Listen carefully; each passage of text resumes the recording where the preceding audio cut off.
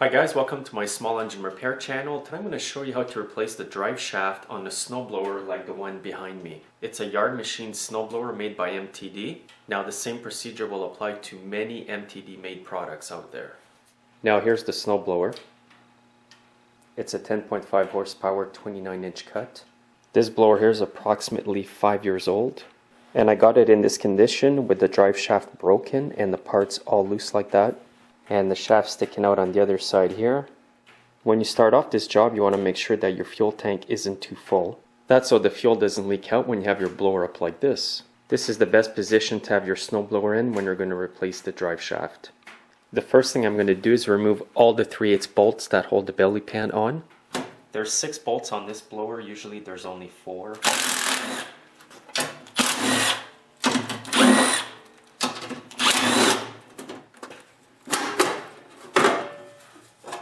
By the way, when you need to go get parts for your blower, these are the numbers that you need to take with you. Because the drive shaft broke here, you can see that the shaft is all crooked in here. It actually goes in the top hole here. This is where the shaft snapped on the left hand side. And it actually snapped where an E-clip goes on the shaft on that side. That could be a weak point in the shaft. I do have the E-clip over here that will go on the new shaft.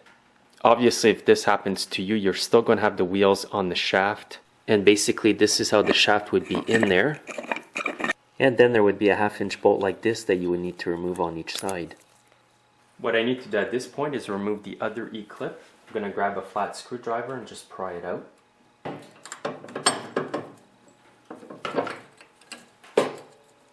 Now I should be able to remove the drive shaft.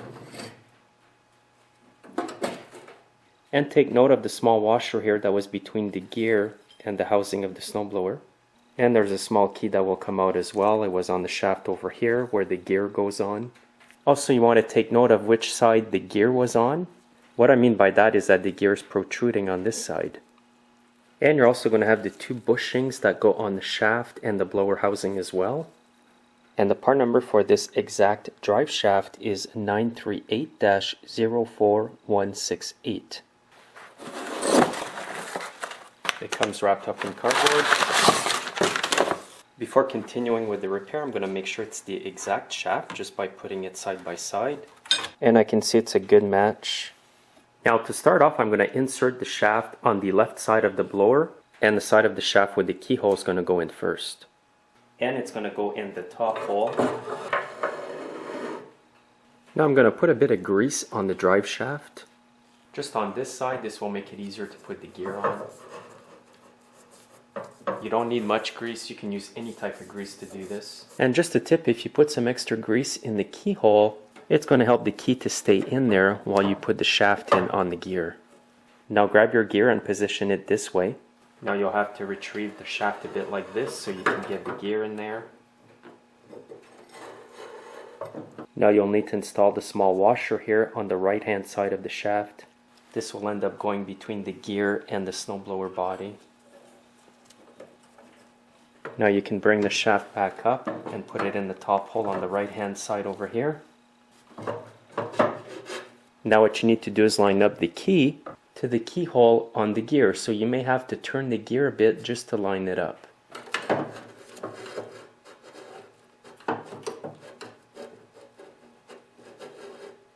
What I'm going to have to do now is lift the cable and move the whole shaft and the gear together. It's got to go over here. When you move the shaft and the gear together, make sure you keep the key aligned. What I'm going to do now is put some grease on the drive shaft bushings. What I'm using today is a synthetic low temperature grease. Again, you can use any kind of grease for this. Now I'm going to insert the bushing in there. While doing this, always keep one hand on the other side of the shaft so it does not move. Now I'm going to line up the bushing to the grooves on the body here. Now I'm going to repeat the process on this side. Next, I'm going to install the 2 E-clips that go on the drive shaft. One goes right beside the bushing over here. And you can see the groove here for it. And the other one goes right over here. Again, keep your hands on the shaft so it doesn't move on you. If you find it hard to push in by hand, you can use a pair of pliers.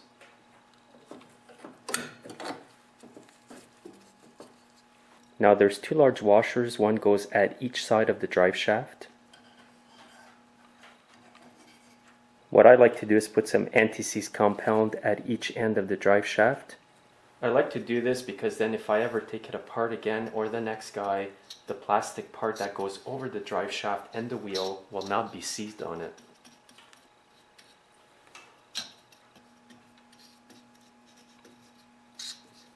Now I'm going to install one of these plastic bushings at each end of the shaft.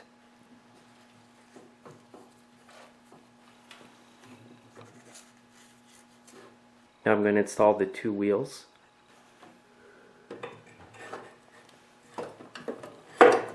What you want to do is turn the wheels so that the notch here matches on the shaft. And I've also applied some anti-seize on the bolt. And now with a 1/2-inch socket and ratchet, I'm just going to tighten it up. Now just use common sense tightening up the bolts. You don't want them too tight because you could break the bolt in the shaft. And now I'll repeat the process for the other wheel.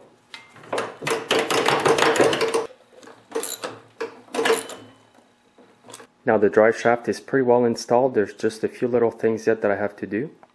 When you turn the wheel, everything should be turning as is.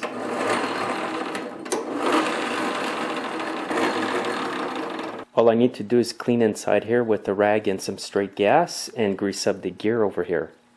Now be extremely cautious if you clean it this way. You can also use brake cleaner, carb cleaner, and also some engine parts cleaner as well. Now you can move the gear shifter, and that will move the drive disc in here so you can reach the other side.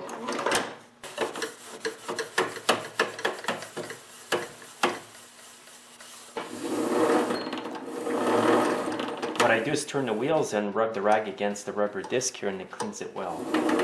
You can see all the black stuff that came off. I'm also going to clean the shaft here where the drive disc slides on. Again, I'll move the gear shifter so that I can reach the other side. It's very important that you clean all the oil and grease from here, because if it gets on the disc here, your transmission's going to slip. Now what I'm doing is putting a thin film of lithium grease on this shaft here. When this is well lubricated, it'll be a lot easier to shift gears. You don't want to put too much grease because it can go on the drive disc and make it slip. And I've moved the gear shifter so I could get the other side of the shaft as well. And I'm going to apply a thin layer of grease here on the gear.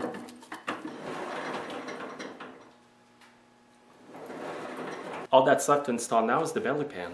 On this blower here, you want to install the lips here inside the grooves. And on top here, you want to run it under here.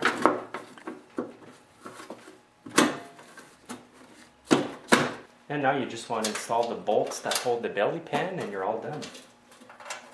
And now just finish tightening up the bolts with a ratchet and a 3/8 socket.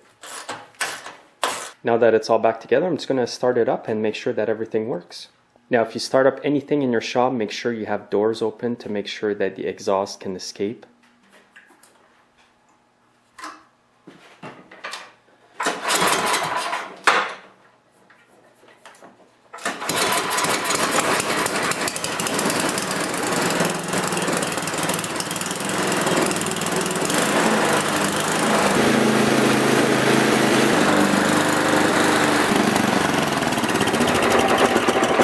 So that seems to run good. I do have to put the carburetor cover back on this machine here, by the way. So now this machine, with just a few little repairs, it's going to be ready to go. So as you can see, it's not hard to replace the drive shaft on your MTD snowblower. Even if you've never done this before and you followed this video correctly, you're going to be able to do it yourself. Thanks for watching, guys. Make sure to subscribe, and you can follow me on Facebook and Google+, and have yourselves a great day.